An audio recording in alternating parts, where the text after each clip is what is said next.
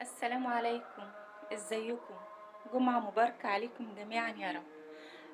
حبيت ان انا اطلع النهاردة واصبح عليكم علشان انا غايبة عنكم بقالي فترة، وكل فين وفين لما بشير فيديو.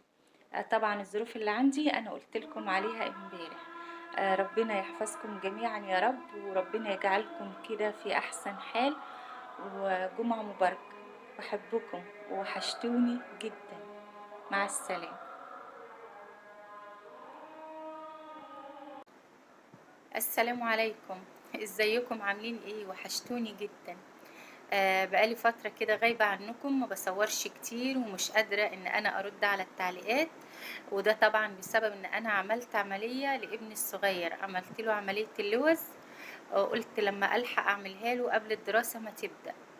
وحابة اقول لكم ان انا عملتها له على البارد، والعملية على البارد بجد تحفة جدا، او ليزر، اسمها ليزر او على البارد.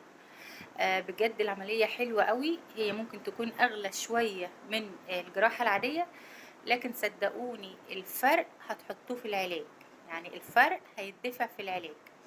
علاج العملية اللي على البارد ما يجيش ربع العلاج بتاع الجراحة العادية. ده غير تعب الطفل، يعني الطفل في الجراحة العادية بيتعب جدا فوق ما انتم تتخيلوا. انما على البارد دي بجد حلوة جدا، والطفل بيتعب بس تعب خفيف. مع الرعاية مع العلاج ايامه بيبقى كويس. حبيت ان انا اقول لكم على المعلومة دي علشان لو اي حد فيكم حابب ان هو يعمل عملية لابنه او بنته. وكمان قلت الحق اعملها له قبل الشتاء وقبل الدراسة. عشان زي ما انتم عارفين الشتاء العيال بتتعب فيها بسبب البرد على طول كده، وهو كان طول الشتاء تعبان بسبب اللوز بتاعته. وبس كده، حبيت ان انا اسلم عليكم واقول لكم على سبب غيابي عنكم اليومين اللي فاتوا. يا رب جميعا تكونوا بألف خير، وحشتوني. سلام. السلام عليكم. ازيكم؟ جمعة مباركة عليكم جميعا يا رب.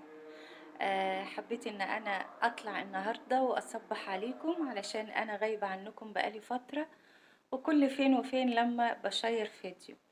طبعا الظروف اللي عندي انا قلت لكم عليها امبارح. ربنا يحفظكم جميعا يا رب، وربنا يجعلكم كده في احسن حال. وجمعة مباركة. بحبكم ووحشتوني جدا. مع السلامة. السلام عليكم. ازيكم؟ عاملين ايه؟